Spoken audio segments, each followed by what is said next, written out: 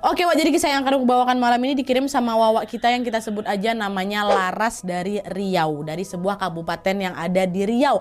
Halo Laras, pengalaman horor yang dialami sama Laras ini terjadi pada tahun 2016 lalu Wak, dan menimpa seluruh anggota keluarganya, khususnya ibunya. Oleh karena itu, sesuai dengan permintaan Laras dan juga keluarga, semua nama dalam cerita ini sudah aku samarkan demi menjaga privasi, sekaligus juga nama tempatnya, karena ini kabupatennya lumayan kecil Wak. Laras bilang kalau misalnya disebut ini pasti orang bakal tahu nih Kak, nanti kami jadi terusik lagi, kami nggak mau kayak gitulah intinya, jadi kalian mengerti aja lah ya. Oke lanjut lagi Wak, jadi keluarganya Laras ini terdiri dari 5 orang, ada ayah, ibu, kakak perempuannya Laras yang kita sebut aja namanya Kak Dea, terus anak keduanya Laras, terus adik perempuannya Laras yang bernama Dek Rina, jadi 3 beradik perempuan semua. Teror mistis yang menimpa keluarga mereka ini terjadi pada saat si Laras ini kelas 3 SMP, bertepatan dengan Kak Dea yang baru saja memasuki semester awal perkuliahan, dan pada saat adik Rina ini masih kelas 1 SD. Pada saat itu mereka tinggal di rumah kontrakan milik nenek dari bapaknya. Nah di sana bapak, ibu dan juga Dek Rina menempati kamar utama, sedangkan Laras sama kakaknya tidur di kamar kedua. Peristiwa mengerikan yang meneror keluarganya Laras ini bermula pada suatu malam ketika mereka sedang bersiap untuk tidur nih Wak. Pada saat itu sekitar jam 9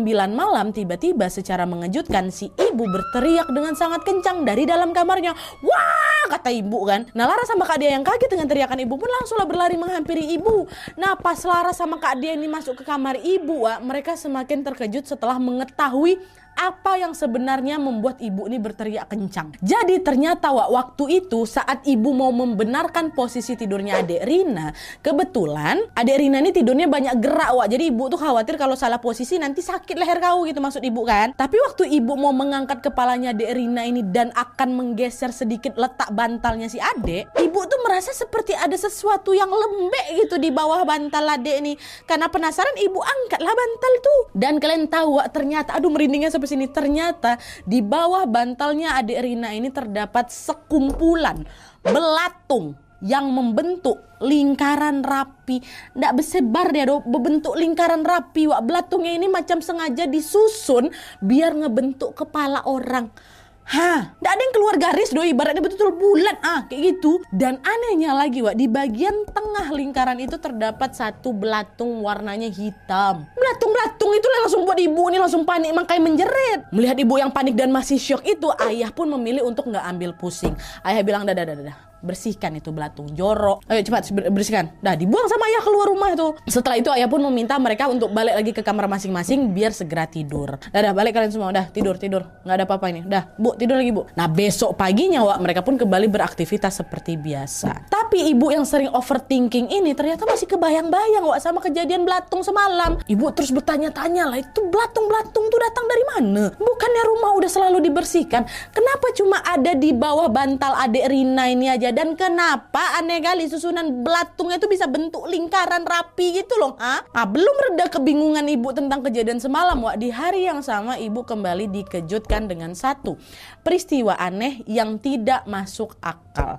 Dimana waktu itu, waktu ibu lagi masak di dapur nih Wak ya, ibu tiba-tiba kaget ketika mendengar suara benda jatuh. Kencang kali suaranya, perang gitu kan dari arah kamar ganti. Jadi FYI di rumah mereka itu ada satu kamar Wak, satu kamar lagi yang memang sengaja nggak dipakai tidur tapi dipakai buat tempat penyimpanan baju sekaligus juga ruang ganti. Nah ibu dengar suara tuh di ruang ganti nih. Nah pas mendengar suara itu Wak, ibu pun segera bergegas ya buat ngecek ke ruang ganti.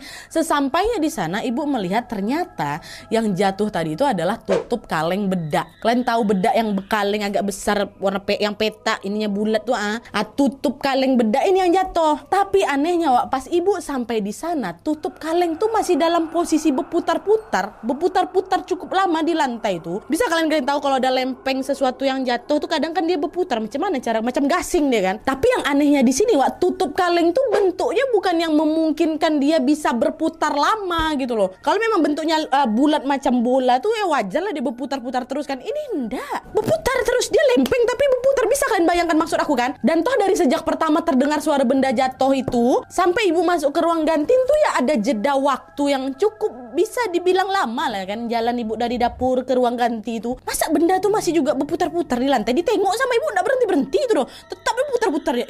ngapa nih? Nah, ibu yang sebenarnya udah heran dengan kejadian itu akhirnya memilih, mungkin ada sesuatu yang nggak bisa dijelaskan, tapi ya udahlah, diambillah itu tutup kaleng tuh, ditaruh sama ibu tempat semula, nggak begitu dihiraukan kali sama ibu. Dah selesai itu baliklah ibu lagi ke dapur kan untuk lanjut memasak. Nah, untungnya sejak saat itu keadaan di rumah ini jadi aman-aman aja. Tapi sayangnya ketenangan yang mereka rasakan itu hanya bertahan kurang lebih 1 minggu aja Nadia.